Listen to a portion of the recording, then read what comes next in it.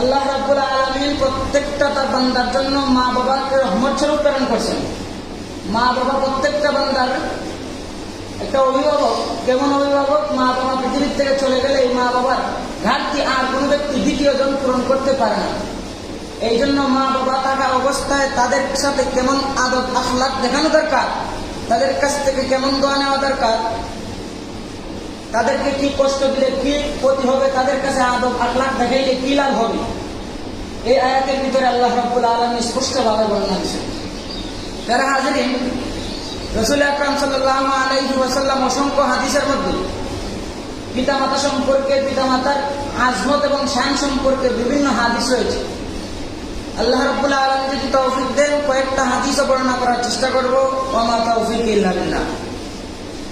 যারা হাজিরিন, মহান রব্বুল আলামিন পবিত্র কোরআনের সূরা বনী ইসরাঈলের 23 নং আয়াতের ভিতরে বলেন, ওয়া ক্বাদা রাব্বুকা আল্লা তা'বুদু ইল্লা ইয়্যাহু ওয়া বিল ওয়ালিদাইনি ইহসানা ইম্মা ইয়াবলুগান্না ইনদাকাল কিবারা আহাদুহুমা আও কিলাহুমা ফালা তাকুল লাহুমা উফফিন ওয়া লা তানহারহুমা ওয়া কুল লাহুমা কাওলান কারীমা। আল্লাহ রাব্বুল আলামিন প্রথমেই বলেন, ওয়া ক্বাদা রাব্বুকা আল্লা তা'বুদু ইল্লা ইয়্যাহ। আল্লাহ বলে, বান্দাবান্দির দল, তোমরা আমার ইবাদত ছাড়া অন্য কারো ইবাদত করো না। আল্লাহ রাব্বুল আলামিন প্রথমেই বলেন আমার ইবাদত করো, আমার ইবাদত ছাড়া অন্য কারো ইবাদত করো না। তারপরে বলেন তোমরা মা বাবার সাথে সদয় ব্যবহার করো, সুন্দর আচরণ করো। তারা হাজিরিন, আল্লাহ রাব্বুল আলামিন পারলে তো চাইলে পারতেন তার সাথে মা বাবার আলোচনা না আইনাও পারতেন, কিন্তু আনলেন কেন? আল্লাহ রাব্বুল আলামিন মা বাবার শ্রেষ্ঠত্ব বুঝাইলেন। আমি আল্লাহ রাব্বুল আলামিনের পরে তোমাদের কাছে সম্মান পাওয়ার একমাত্র অধিকার হইল মা বাবা। কিন্তু আজকে আমাদের সমাজে দেখা যায় মা বাবা যখন বৃদ্ধ হয়ে যায়, বুড়াবুড়ি হয়ে যায়, তখন সন্তানদের কাছ থেকে লাঞ্ছনা আর বঞ্চিত, তাদের কাছ থেকে অপমানের কোন সীমা থাকে না। হাজিরিন, যে জায়গায় আল্লাহ রাব্বুল আলামিন বললেন তোমরা তাদের সাথে সদয় ব্যবহার করো, তোমরা তাদের সাথে সম্মানজনক ব্যবহার করো, কিন্তু আমরা দেখা যায় আয়াতের বিরোধিতা করি, মা বাবার সাথে যেমন ইচ্ছা তেমন ব্যবহার করি। হাজিরিন, রাসূল আকরাম সাল্লাল্লাহু আলাইহি ওয়াসাল্লাম হাদিসের মধ্যে স্পষ্টভাবে বলছেন, বনী ইসরাঈলের একজন আবেদ ছিল, নাম হযরত জুরাইজ রাহমাতুল্লাহি আলাইহি। খুব খেয়াল করে শুনবেন, বর্ণনাটা অত্যন্ত শিক্ষণীয় ঘটনা। বুখারী এবং মুসলিম শরীফের মধ্যে স্পষ্টভাবে হাদিসখানা রাসূল বর্ণনা করছেন। মুসলমান ইমানদার ভাইরা আমার, বনী ইসরাঈলের একজন আবেদ লোক ছিল, তার নাম হযরত জুরাইজ। ও মুসলমান, হযরত জুরাইজ একজন বড় আবেদ ছিল, বড় আল্লাহর ওলি ছিল। তিনি একা একা আল্লাহ রাব্বুল আলামিনের ইবাদত করতে পছন্দ করতেন। হযরত জুরাইজ রাহমাতুল্লাহি আলাইহি জঙ্গলের মধ্যে একা একা ইবাদত করেন। একদিন ওনার মা দরজার মধ্যে ডাক দিয়া কয়, জুরাইজ দরওয়াজা খুলো, আমি যে তোমার মা উপস্থিত হইলাম। জুরাইজ মতো অবস্থায় নামাজের মধ্যে। রাসূল কারীম সাল্লাল্লাহু আলাইহি ওয়াসাল্লাম স্পষ্টভাবে জানান, হযরত জুরাইজ তখন ছিল নামাজের মধ্যে। হযরত জুরাইজ তো বড় আলেম না, বড় আবেদ মানুষ। উনি চিন্তা করলেন আমি নামাজ ছাড়বো না, মার ডাকে সাড়া দিব। উনি মনে মনে চিন্তা করেন, সালাতি ওয়া উম্মি, সালাতি ওয়া উম্মি। ও মুসলমান, খেয়াল করে শোনো, হযরত জুরাইজ চিন্তা করলেন আমি মার ডাকে সাড়া দিব না, নামাজ ভাঙবো। এক পর্যায়ে হযরত জুরাইজ রাহমাতুল্লাহি আলাইহি নামাজ না ভাঙলে নামাজ ভাঙলেন না, মার ডাকে সাড়া দিলেন না, নামাজে অবস্থান করতেছেন। ও মুসলমান, কিছুক্ষণ পরে জুরাইজের মা ডাক দিয়া চলে যায়। 2 নম্বর দিন আবার হাজির, দরওয়াজার মধ্যে নক করে, জুরাইজ দরওয়াজা খুলো, আমি যে তোমার মা হাজির হইলাম, দরওয়াজা খুলো। ও মুসলমান, ওই দিনও জুরাইজ কিন্তু নামাজের মধ্যে ছিলেন। সালাতি ওয়া উম্মি, মনে মনে চিন্তা করেন আমার নামাজ আমার মা। এক পর্যায়ে নামাজ ত্যাগ করেন নাই, নামাজ ছাড়েন নাই, মাটাকেও সারা দেন নাই। তৃতীয় দিন আবার মা আসলো, এসে ডাক দিয়া কই জুরাইজ দরওয়াজা খুলো, আমি তোমার মা।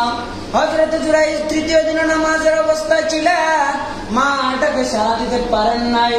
অমুক দিন মা যায় আর বলে যায়, ও জুরাইজ তুমি আমি মার চেহারাটা দরওয়াজা খুলে দেখলা না? আমার আল্লাহ রব্বুল আলামিন যেন তোমার উপরে বেশ্যা নারীর চেহারা না দেখানো পর্যন্ত, বেশ্যা নারীর অপবাদ না ওঠা পর্যন্ত আল্লাহ যেন তোমার মৃত্যু না দেয়। মা একে একে 3 দিন দরওয়াজার মধ্যে রাখলেন। জুরাইজ দরওয়াজা খুললো, তোমার মা আমি আসছি, আমার চেহারাটা দেখো।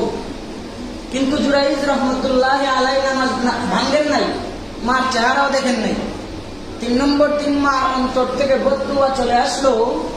আল্লাহর কাছে ডাক দিয়ে কয়, আল্লাহ আমার সন্তান জুরাইজ রে তুমি বেশ্যা নারীর মুখ না দেখানো পর্যন্ত, বেশ্যা নারীর অপবাদ তার উপরে না ওঠা পর্যন্ত তাকে দুনিয়ার থেকে নিয়ে না।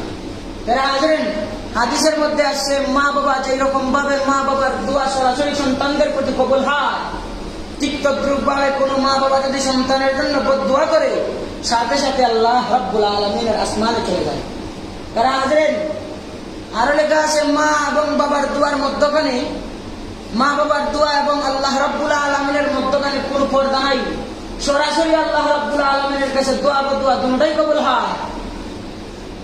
ও মুসলমান, হযরত জুরাইজ রাহমাতুল্লাহি আলাইহি উপরে মার বদুয়া যখন লেগে গেল, উনি তো ইবাদত করতে আসেন, আবেদ মানুষ, গ্রামের মানুষগুলো ওনাকে বড় কদর করে, বড় সম্মান দেয়। ঘরের মধ্যে যদি ভালো কিছু খাবার রান্না হয়, সবার আগে জুরাইজকে নিয়ে খাওয়ায়। বিভিন্ন দোয়া হযরত জুরাইজের কাছে মানুষ দোয়া চায়, কিন্তু আল্লাহ রাব্বুল আলামিন জুরাইজের দোয়ার বরকতে মানুষকে সমাধান দেয়। কিন্তু হযরত জুরাইজ রাহমাতুল্লাহি আলাইহি একজন বড় আবেদ হওয়া সত্ত্বেও মায়ের দোয়া ওনার উপরে লেগে গেল। কিছুদিন পরে একটা বেশ্যা নারী কুলের মধ্যে একটা শিশু নিয়ে হাজির, ডাক দিয়া কয় জুরাইজ তোমার সন্তান। হযরত জুরাইজ রাহমাতুল্লাহি আলাইহি আল্লাহ রাব্বুল আলামিনের দরবারে ডাক দিয়া বলেন, আল্লাহ এই কাহিনী কি আমার মায়ের বদদুয়ার ফসল? না হয়তো আমি জুরাইজ আপনার একাগ্র চিত্তে ইবাদত করি, এটা তো আমার দ্বারা হওয়া সম্ভব না। আল্লাহ বুঝতে পারলাম, এটা মনে হয় আমার মায়ের বদদুয়া আমার উপর লেগে গেছে। তারা হাজরেন, সমাজের মানুষ যখন জানাজানি হয়ে গেল, হযরত জুরাইজ রাহমাতুল্লাহি আলাইহিকে যে মানুষ একটা ইবাদতখানা বানায় দিয়েছিল জঙ্গলের ভিতরে, এই ইবাদতখানা মানুষ নিজের হাতে ভাঙার শুরু করলো। হযরত জুরাইজকে মানুষ পাথর মারা শুরু করলো। হযরত জুরাইজকে মানুষ আগের মতো কোনো সম্মান দেয় না। তারা হাজরেন, হযরত জুরাইজ তো আল্লাহর ওলি ছিলেন। এই বেশ্যা মহিলার কাছ থেকে সন্তানটা হাতে নিলেন। একবারে শিশু সন্তান হাতে নেওয়ার পরে হাদিসের মধ্যে আছে হযরত জুরাইজ সন্তানটার পায়ে এবং মাথার মধ্যে এইভাবে ধরলেন। ধরার পরে ডাক দিয়া বলেন, সন্তান তুমি বলো, তুমি এই পৃথিবীর আলো বাতাস যার কারণে দেখলা, এই আল্লাহর কসম করে বলতেছি, তুমি যার মেহনতের ফলে তুমি দুনিয়াতে আসলা, সেই ব্যক্তির নাম হলো। হাদিসের মধ্যে স্পষ্ট আছে, ওই ছোট্ট সন্তানকে আল্লাহ রাব্বুল আলামিন সেই দিন কথা বলার তৌফিক দিয়েছিলেন। সাথে সাথে সন্তান ডাক দিয়া কয়, ওগো আল্লাহর ওলি জুরাইজ, আপনার উপরে আমার মা মিথ্যা অপবাদ দিচ্ছে, আপনি আমার বাবা না, আমার বাবা হইল অমুক জঙ্গলের রাখাল ছিল। যারা হাজির, যখন জানাজানি হইল সমাজের মানুষ হযরত জুরাইজকে, তারপরে উনার যে ঘর ভাঙছিল এবাদতখানা মানুষ ঘরে দেওয়ার জন্য জুরাইজকে আবেদন করে, ওগো আল্লাহর ওলি, আপনার কাছে তো আমরা বড় বেয়াদবি করে ফেললাম, না আসলে বড় ভুল করে ফেললাম, আপনি আমাদেরকে মাফ করে দেন। আমি আর গ্রামবাসী মিলে আপনার ইবাদতখানাকে আমরা নবায়ন করে দিই স্বর্ণ দ্বারা। যারা হাজির, আল্লাহর ওলি হযরত জুরাইজ রাহমাতুল্লাহি আলাইহি সমাজের মানুষের কাছে বলেন, আরে সমাজের মানুষ শুনো, তোমরা আমার ইবাদতখানা ঘরে দেওয়ার কোনো দরকার নাই। আমি আল্লাহ রাব্বুল আলামিনের ইবাদত এই ভাঙা ঝুপড়ির মধ্যে ঘরে ইবাদত করে মজা পাইব। যারা হাজির, হযরত জুরাইজ রাহমাতুল্লাহি আলাইহি একজন বড় আবেদ হওয়া সত্ত্বেও, বড় আলেম হওয়া সত্ত্বেও, আল্লাহর ওলি হওয়া সত্ত্বেও উনার প্রতি যদি মায়ের বদদুয়া লাগতে পারে, আপনারা মনে করে লাগবে না? অবশ্যই লাগবে।